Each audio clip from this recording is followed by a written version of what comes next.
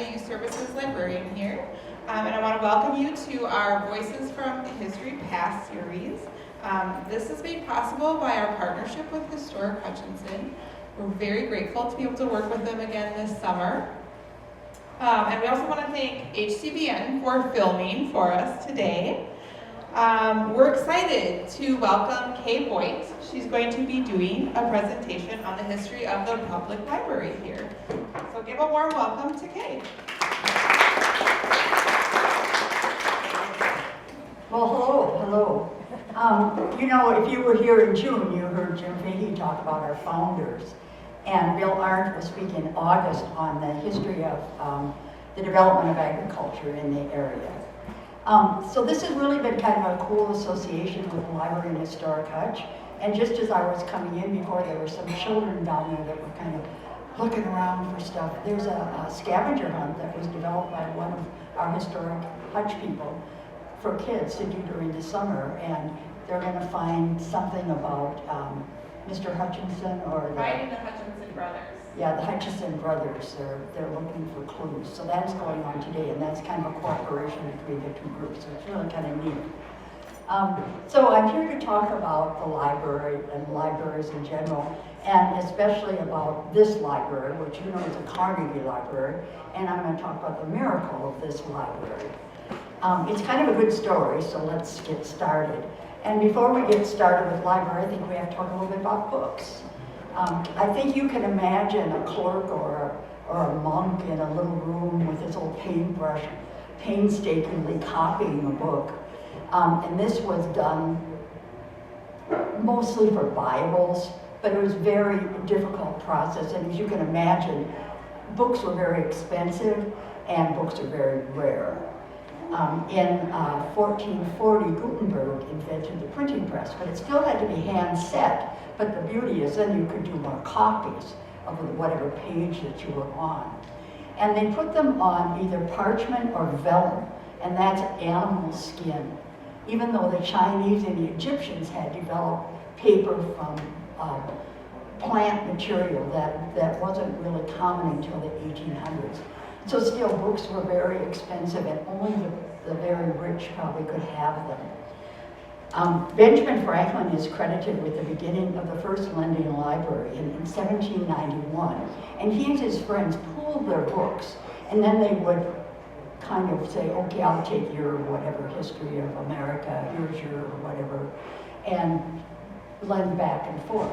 But in a few years, he realized that people were becoming more educated, and they needed more information. And then he started a library that was a rental. So you would rent a book and get your information that way. But after the Revolution, the public school system came about. And Horace Mann advocated for books that were furnished by the government. And that started the school libraries. Horace Mann asked, after we educate children, what will they read? And we realized that the public library system had to grow. Well, the public library system was aided by an unlikely source, and that was Andrew Carnegie. And I'll tell you a little bit about him. He was born in Dunfermline, pronunciation is up to you, Scotland in 1835. His father was a skilled weaver, but his job was in jeopardy due to the mechanical loom. And so the family decided to immigrate to America. And they came over and landed near Allegheny, which is near Pittsburgh. And Andrew was 13. And he went to work as a bobbin boy for about $1.20 a week. So the bobbin boy in a fabric factory, the thread would be running and he would be tending to that. So gradually he manned boilers, he became a clerk due to his good handwriting. Note to my children. He went to a library to study self-improvement. He also was learning bookkeeping, and he became a very, very skilled telegraph operator.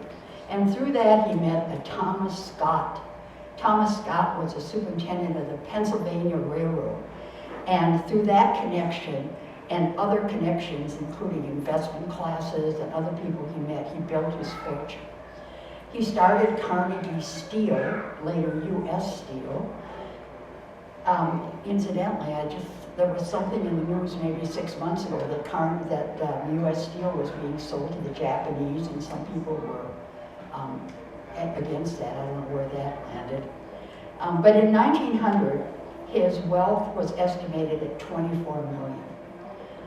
So that was like 50 years, people, that he made all that money. And it would be 450 million in 96.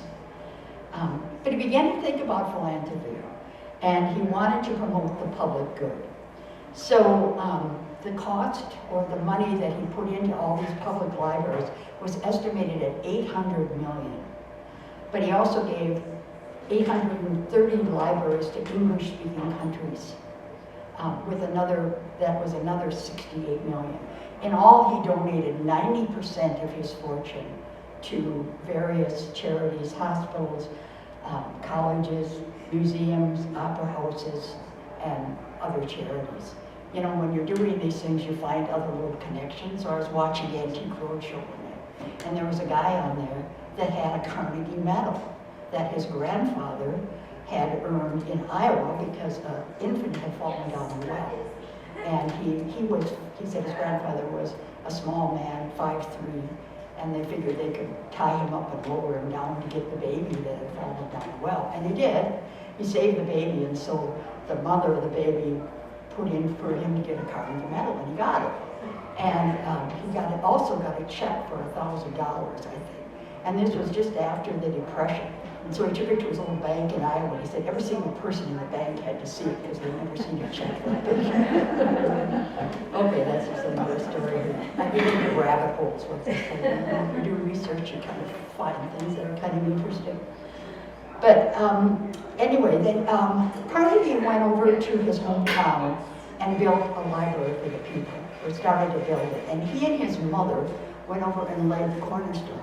Now, his mother was really important to him because the father wasn't exactly a good provider, and yeah, she helped out, and so he was important. And he made the remark, "I will not marry while my mother is still alive."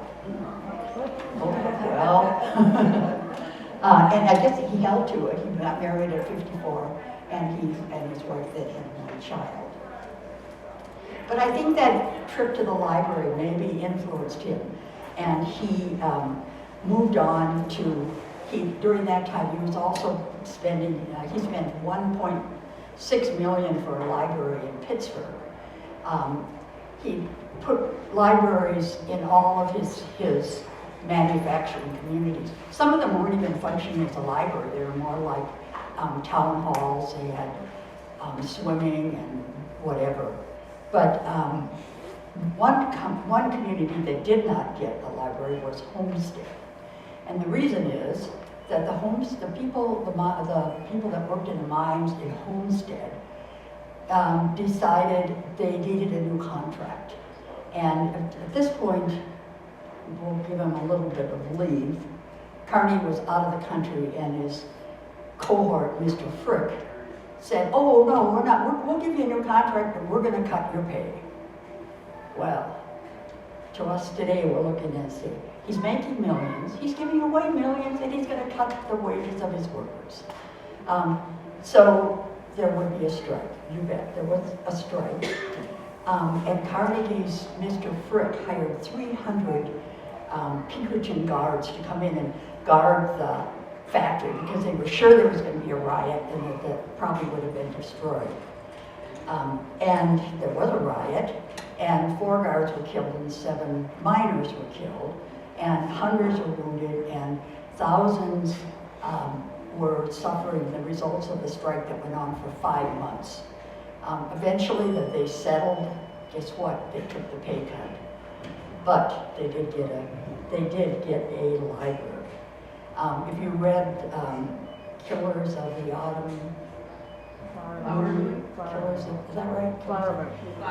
Flower Moon, Killers of the Flower Moon. I mean, they talk about the Pinkerton guards that was the beginning of the FBI. So that's maybe another connection, because they did often bomb places in that time. Well, another event that kind of besmirched his name was in Johnstown. And the city was below a 2-mile lake. And in 1889, the dam broke above the lake. And a 70-foot wall of water came tumbling down, killing 2,209 people. And the library, along with the librarian, was washed away. So Carnegie immediately donated $10,000 for that. And his connection with that event was he and members of Pittsburgh elite, Mellon and this Frick, they were members of the South Fork Fishing and Hunting Club that owned the dam. And the dam break was considering an act of God, but the dam was in poor shape and its maintenance had been neglected for years. There was an investigation, no one was charged, but the library that he donated is now a museum remembering the Johnstown flood. So the beginning of the community giving of Carnegie started about 1891 when a senator from Iowa went to New York to ask for funds to build a library in Fairfield, Iowa, and it worked. And part of why, oh, there's Andrew coming that I have to show this picture. Okay, bear with me, folks. He's kind of nice looking. Come over with me. Okay, where are we?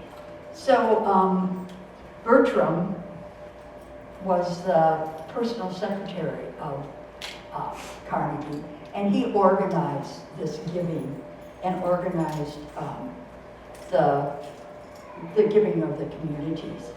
And they had rules, and the rules were you had to donate you had to provide a building site, you had to demonstrate the need, and then you had to provide 10% of the cost of the construction to support its operation, and provide free service to all. Now the last was no small requirement, but it was an ideal of democracy that Carnegie believed in. Meanwhile, back in Hutchinson, it is 1874, and Asa Hutchinson, if you were here last time, you heard about Asa, he and his friends decided that Hutchinson needed a library. And so he donated the first double volume books, Dr. Kane's Arctic Adventure, to start the new library. And there were other donations and money. There was also the traveling library, and that was the state library donated 50 books that would come for 6 months, and then they would be exchanged. Now, we don't know the location of that first library, but the second one was in R-I-D-O-U-T. How do you pronounce that name? Rideau, is it French? Is it Rideau? In their Hutchinson drugstore. But this was not a free library. You had, it was $1 a year. Now to us that probably sounds minimum, but back then I guess it was an obstacle. As the library grew, so did the idea of a free library. There also was another library in a lumber yard, and but they still wanted this free library. So in 1901, they passed a levy that would fund the library book system. And the board at that time leased 2 rooms from W. Clay, and that was in the back room of the telephone company. Now it's a telephone building that's across from Sonora's Mexican restaurant. And if you go by, look at the roof of that building, it kind of slants toward the back. So you can tell that was an old building. So they rented these 2 rooms without heat in the back, and there was people were taking books out and when it was 40 below outside, maybe. The Fortnight Ladies, remember that name, it'll come up in a minute, served refreshments at the grand opening in 1902. But the library board members at that point. Now if I can find my notes where I put those. Well, hang on a sec. Maybe I don't have them. The library board members were probably the who's who, that's why I wanted to find it, the who's who of Hutchinson history. And they, there was a Harrington, there were Martha Merrill and her husband, Harry Merrill. There was a Stearns, I can't remember some of the other names. Of course, the ladies didn't have names. They were all Mrs. H.L. Harris, Mrs. Osgood. You know, that's kind of how it went in those years. But the board then decided that as the library grew and they outgrew their quarters, the board decided that they were going to apply for a Carnegie grant. And part of when you apply for that, they wanted the consensus of the whole community. The whole community being women. So that was probably women's first vote in a public place that they could vote to have the library or not. And of course they voted yes, I think, to apply for that. And they, Carnegie agreed and donated $10,000 to the library. And so it kind of is a miracle that all of these things kind of fell into place. But problem number one was the money. $10,000 was not going to cover it, so they needed $24,500 more. And they applied for that, and they got it. And I think I've read that the women were involved in that too, but I didn't find, in this research, I didn't find that. But that was solved. They got enough money to build. And problem two was the lot. Now, Asa Hutchinson, way back when, had donated a half lot. But the library wasn't going to fit on that half lot. So what are they going to do now? Well, the board and the city decided that they would build the library in public square. That's this. It wasn't library square then because there was no library. So they solved that problem. Well, then came problem number three. Timothy Pendergast was part of that Pendergast family that was up in Bemidji. And Timothy Pendergast, through his attorney, served notice to the city council protesting against the use of the park for this purpose. The title of the parkland was secured from William Harrington about 30 years ago and dedicated by the Pendergast family to the village as a park. So we couldn't use it. Well, that's all I know. Except he was going to issue an injunction. Now whatever happened to that, I don't know. But obviously the library was built. So he either came to his senses or his lawyer said, you know, with all those Harringtons and people on, Merrills on the board, I don't think you have a chance on this fellow. So the library went forward and was built. It was dedicated it was dedicated in 1904, June 21st. Clara Baldwin of the State Library Board spoke, and the Hutchinson Military Band, wherever they were, Hutchinson Military Band, they did have one back then, provided the music. The Fortnight ladies donated the beautiful grandmother clock that we see here. Poor grandmother clock, she has no hands. But the library staff told me that that's just as of Friday, that someone has come and it is going to be repaired. Because I think I saw something in 2018, it was still functional.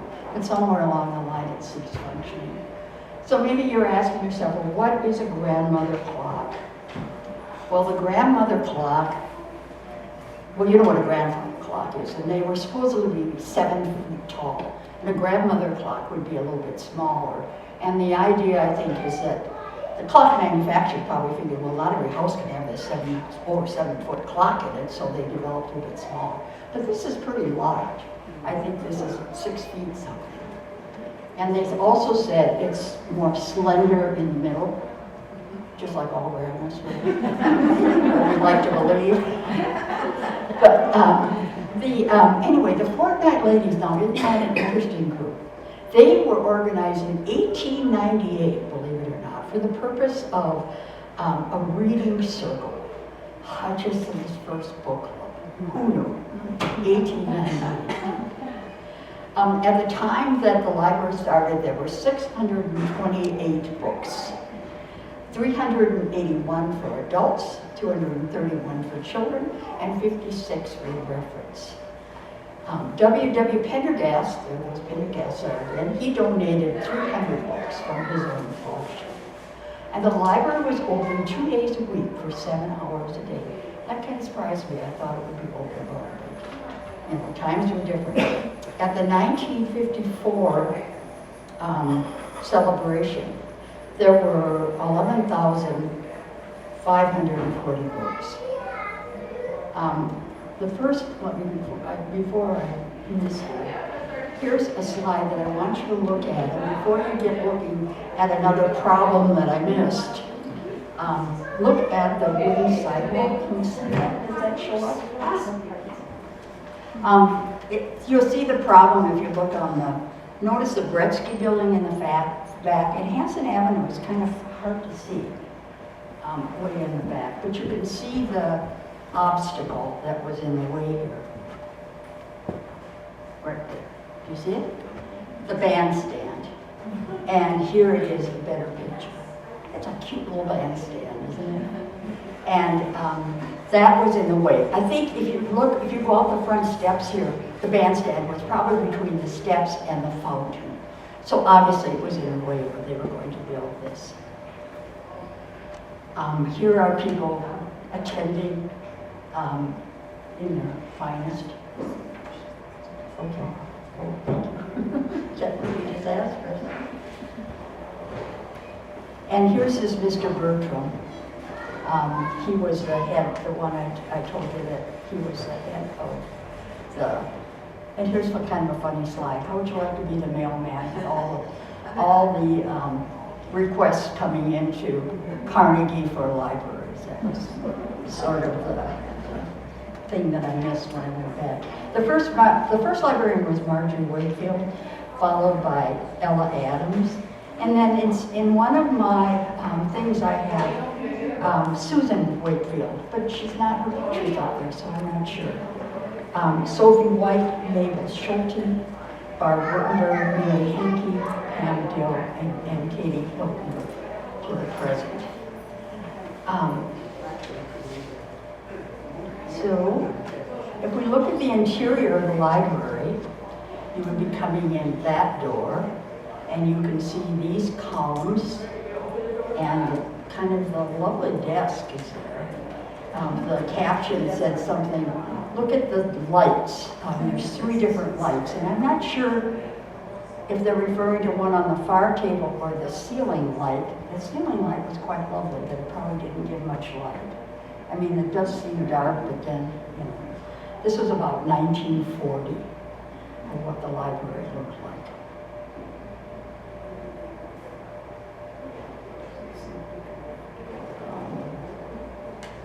And of course, this is the modern library. And this was taken from this Libraries of Minnesota by Doug, do you know Doug Ullman? And he wrote a series on, he did for libraries what he did for barns and various other things. But he's a photographer, he's not the writer. And the photography is beautiful. It shows a lot of the libraries in Minnesota. As soon as I check this back in, you can have it. But, so that is the library then, the library, the interior, you all know that size. And again, it's kind of the miracle of the library. The library was considered a historic site in 1977, and in '85, the addition happened. Now, the architect of the library was John Corngable. And the miracle to me is he tripled the size of the library, but yet it retained its National Historic title, which is quite amazing when you think about it. And the other miracle is that when you're driving down Main Street and you look up this way, I think you look at the lovely building, and you don't even notice the 2 editions on the side, you know, coming in the back. So I think that's part of the miracle of the library. Well, in 1903, to back up a little bit, well, that was a year when most of the libraries were given, the Carnegie gave most of them, and a lot of them were given to rural communities, the $10,000 grant. The most Carnegie libraries are in Indiana, followed by California, and then Illinois. And then Iowa, for some reason, has 108, they were ranked 4th. Where does Minnesota rank? We are 9th with 64. Of those 64, according to this book, this second book, that's called The Carnegie Libraries Across Minnesota, which incidentally was donated by Bernie Shepherd, and Hutchinson people know that Bernie Shepherd was the father of Mary Hankey. There are 30 still being used as libraries. But in that book, they list Litchfield as pending. Well, if you've driven up Highway 22 at the first stoplight, and to your right, you'll see the Carnegie Library in Litchfield, and you know it's no longer a library. So I don't know how many of these are still, of these 30 are still libraries. In the 80s, there was sort of a don't tear it down reconstruction period going on. And so I think it's not that many were destroyed. But the ones that, maybe the building is still there, they're used as a senior center, law officers, salons. But I'm gonna show you some maybe that weren't so lucky to be held. And this is one in Benson. And it was, their proposal was to cut the building in half. This way. And then they wouldn't have to have an elevator. So they thought that was going to be a real keen solution, but in order to do that, they had to apply to the State Arts Board to get money to do it. Therein lies the problem. The State Arts Board said, oh no, we can't do that. Well, Jim and I had experience with the State Arts Board when we tried to get the Harrington Merrill House on, and we went to their meeting where they were discussing the properties that were up for, not that were nominated to be included on the list, and Harrington Merrill House was one. Well, right before they got to us, it was a depot in Brainerd somewhere, and the depot had been moved because the highway was going through. Well, my gosh, they talked about that for 25 minutes. The earth was falling, this thing was moving, we could never approve it, it wasn't like it was original. Well, it had to move because of the highway people. Well, finally, they saw the light and they did approve it. But you can see, you know, in this one, they did not approve. The building was demolished. The building went into ruin and eventually was demolished. This is another one, and this is in Grand Rapids, Minnesota. And the building on top is quite stately. If you were building, you wanted it to be, people to think, oh, this is an important building. We need to have it look like an important building. We need columns. And people to think about Greek architecture. Well, this is the bottom one in the Grand Rapids Library. And this was a WPA edition, so that had to be in the 40s. Warm and inviting? I don't think so. The top one is, where's that one? In Michigan. And that one, the bottom is quite modern. And then there's this funny looking little chute. I don't know if you can see that. And that one isn't attractive to me before. This was in California, so we have to think about libraries that sometimes will be destroyed by natural events, and that was an earthquake that destroyed that library. At least you don't have to worry about that. Was this accessible, do you think? Handicapped accessible? They said that a new road went through and then they had to add another set of steps. But, okay, just a minute on the architecture of the library. So these are the Beaux Arts movement, and most of the libraries were that. Not so many around here. Why? Because they're very expensive to build. Because they had all kinds of frills and fancy stuff.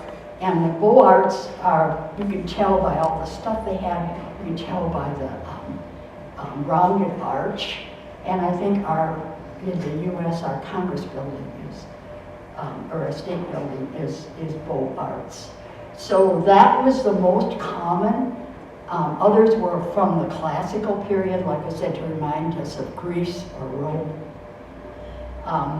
The top one, Carnegie said he wasted his money on that one because he thought it looked like a wedding cake. And it's got a balcony, it's got columns, it's got domes, it's got an eagle, it's got Winged Victory, it's got all the bells and whistles, and it's a little much. That one was destroyed. The bottom one is Lady Smith, Wisconsin. And does it look a little bit familiar, maybe? Maybe a little bit like ours. This was an example of, it's called Carnegie Classic. And I think that's kind of like our library. It's Carnegie Classic. It had some, columns, some reminiscence that it was an important building. So that brings us to the outdoors. So I'm going to go outside now and talk a little bit about the things that are out in our park here that are connected with the library. So this was in '04 as a centennial edition. So that's some fountain being built, and the words on the memorial say, this fountain is given to the City Hutch in honor of Blanche Smith Moore and her two sons, George R. Smith, MD, that's Buzzy Smith, the community knew him as, and Ralph E. Smith.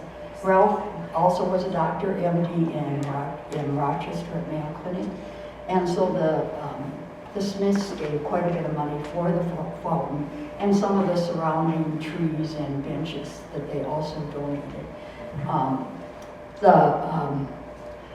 As you know, it's not running right now, and I was going to call anybody know, has anybody got an update when they're going to get that fixed?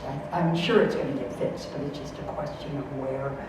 The reason that this one was in here is I was trying to figure out when the bandstand was built, and I couldn't find anything on that. I have a photo that I'll dig out and find you that showed the Citizens Bank that was right back here that was not remodeled. And there's a very old car sitting outside it. So I don't know if it's like the 1930s or the early 40s that was done. This is, so I don't want to pass that around. This one is that we've also got art around on our column. This is the slide isn't really good, but it is sort of, because it shows the statue by Craig Snyder, and it's called Taking It Easy. So there's a sculpture tour that goes around where they lend us that sculpture, kind of like the lending library. Good connection, huh? But in here you also can see how the new edition functions with the reflection of what's out in front. So I think it's quite a lovely, it's lovely when you go back and look at that. And the flowers, the garden club used to do the flowers. I don't know who does them now, if they are still added or not. This is Egbert, and Egbert was purchased by the city in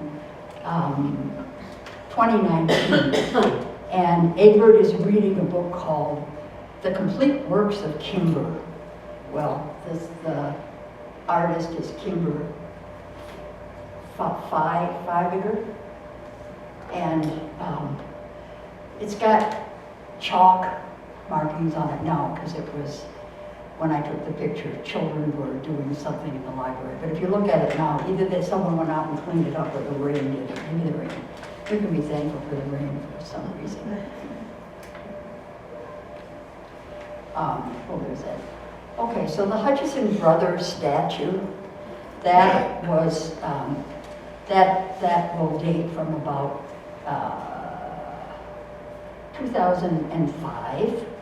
And Robert Wilde is the sculptor. There's another one of his statues out in, it's the park that's right behind the Japanese restaurant, whatever that parkland is down there.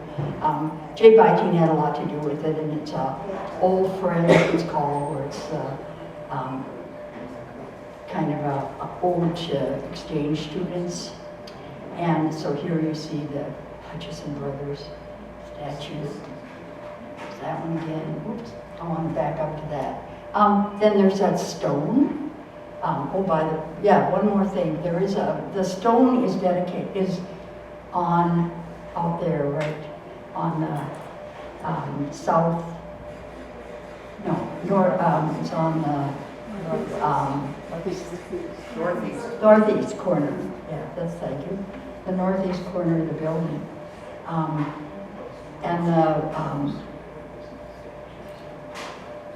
Let me back up. I forgot a couple things. When I want to talk a little bit about back up and talk about the clay thing, and then I'll talk about that. I forgot to tell you that was donated by the Hutchison Telephone Company in their memory. But also, there's kind of a walk out there. Hutchison is pretty amazing when you think of all the people in the community and the businesses that have donated. And so that's a little walk that's out there. It's really quite lovely. Okay. So this is the stone, and that was erected, I was surprised to see that was in 1904. And I wonder when they built the library, someone said, well, we should have some commemoration that we have a stockade here. And so that's what this rock commemorates. And the rock is not where the stockade was. The stockade would be more out in this area, out in front. So the library, now getting a little bit more up to date, the library was became part of the regional library system in 1975. And then they joined with the Western Plains, and then eventually became the Pioneer Library in 1983. Katie told me a very positive sign is that they've issued a lot of library cards. So that, that's hopeful, isn't it? That people are still reading and still getting new library cards. Note the patrons. What isn't on here, I think, is you can get ebooks, but there's no mention of that. I think that would be interesting, how many ebooks also go out besides this. And I wonder if the cards that are being issued are people that are going to do ebooks. I do both, simply if you're away and need something to read, if you're desperate, after the book, you can, look at ebook and find one. Can you read? So also I want you to look at the library budget. Okay, question. What is the largest library in the world?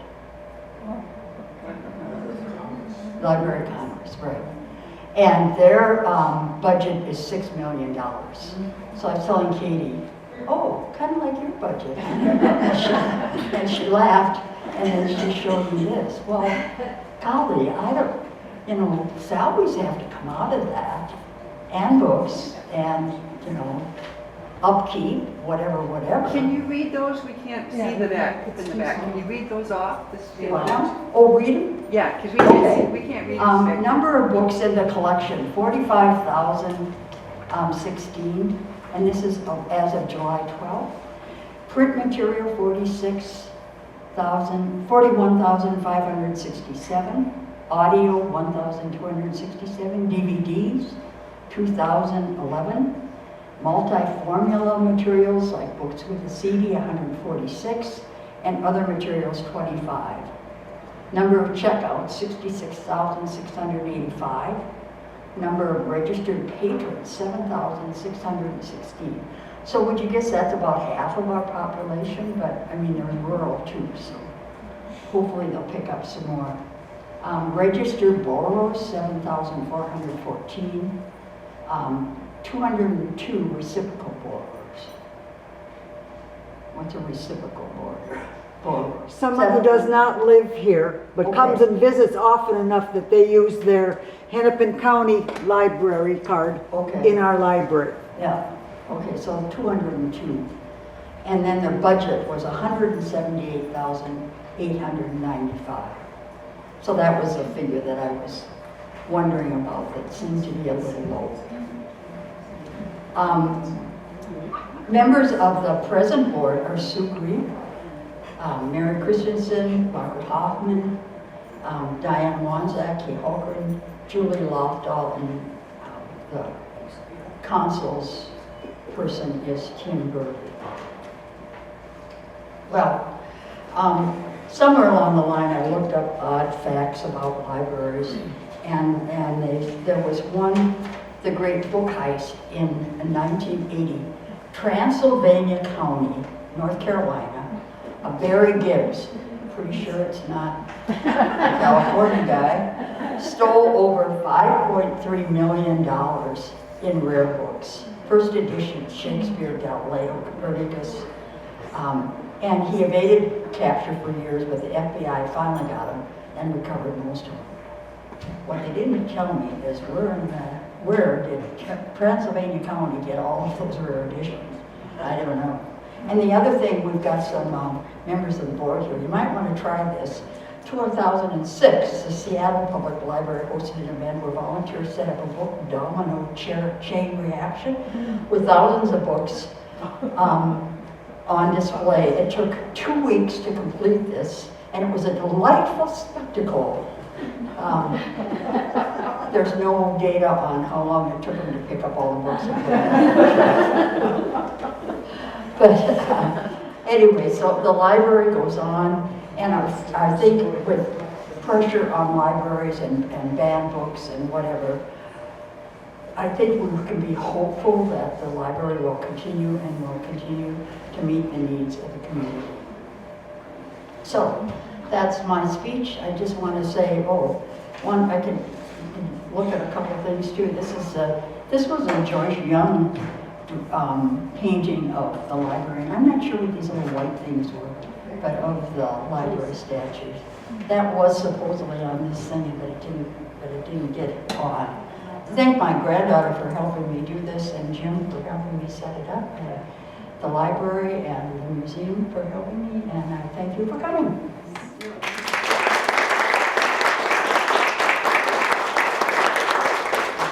Any questions? Oh, okay. Thought I got by. I was wondering if the requirement of the Carnegie, getting the Carnegie grant or whatever for the building, they said that the library had to be free. Okay, so does the free apply to just the giving of the books, or does it have any? Does it have anything to do with who may enter the library? Yeah, I think both. Both. Because it was supposed to be open for all, and if you look at that particular book that I have here, Carnegie Libraries in America, there's not a lot of them in the South. I was just going to ask. And That's what I'm asking, because I lived in the South. Because they had to open it to all, is that why? I don't know that. Well, But it seems... Yeah, in Selma, I live in Selma, and they had a beautiful Carnegie library, but it was no longer a library. It became the Chamber of Commerce. They still have the building, and they built a new library, but that was not open to all until I think like around the 1950s or something like that. Because there's a book about a gentleman who was black and he was refused as a child admittance to the library. He grew up to be a merchant marine, and then when he passed away, he dedicated his whole estate to books for the children's library in Selma. And so, obviously in the South, everybody was brought in. Yeah. But I think that was one of, when I said the things that you had to do, that one of them was Carnegie said it has to be available to everyone. And that was one of the principles that he had. So he's kind of forward thinking in that way, Okay. The rock that's out there, there's a picture that the museum has that shows the rock originally, the core about where the statue is. Oh. And it has a picture of, so you said that was like 1904, people that were still alive from when the uprising had been in the stockade, and they're sitting on the rock. So they must have moved it at some point. But they talk about how they had to get that rock here. Oh. And it was like an oxen, some farmer donated it. And it was quite a feat to pull that thing into town. So it was moved, because I was trying to figure out, the picture shows the Wetsky building, and then is there a car deal or a car? Yes, there was a car deal. Where the State Theater is. It shows that in that angle. You can't reproduce it from over here. So it was moved at some point. That it was moved, yeah. I didn't know that. That's good to know. Anybody? Yeah, okay. Well, first of all, thank you, Kay. Kay is very modest, but she's one of the founding members of Historic Hutchinson 25 years ago, when a very small group of people sat down and dreamed up Historic Hutchinson. And she's been a steadfast member ever since, and a real good supporter, and also an amazing resource, from telling history to our children, and playing Ellen Harrington in some of our living history tours. And she mixes a mean Jell-O shot as a fundraiser. We would like to invite you, who has never been on the Historic Hutchinson bus tour? If you've never been on it. So talk to the people who didn't raise their hand. I think that they would recommend that you take it. And if you have taken it, we would recommend that you take it again. So next Wednesday, this coming Wednesday, is the next one. It starts at 6:30 p.m. and it starts at the depot. And the tickets are free, and all you have to do is email us. But if you are uncomfortable emailing us, I think you could probably just let Pat know. There are about 23, 24 seats left as of this morning for next Wednesdays. There are only, and then the next one will be the third Wednesday in August. And there are only about 10 seats left on that tour. Again, it's free. It takes about 2 hours and 20 minutes. And we talk about a lot of the things that Kay referred to, the stockade. We visit the Harrington Merrill House. We visit the little church. And just tell the story of Hutchinson, from the living history, the people, the architecture, and talk about this building and just Hutchinson's general story. If you've lived here all your life and you don't learn something new about your community, we'll give you your money back.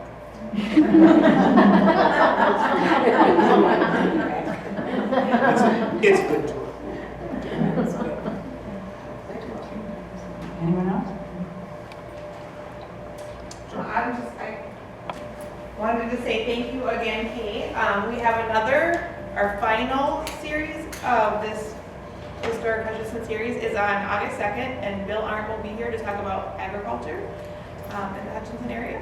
And like she mentioned, the scavenger hunt too, that a volunteer did, Jacob, his name is downstairs. There's a little table there, so if you want to take one of those, it's for all ages. You can even get a prize if you bring it back. But it's really neat, so thank you again.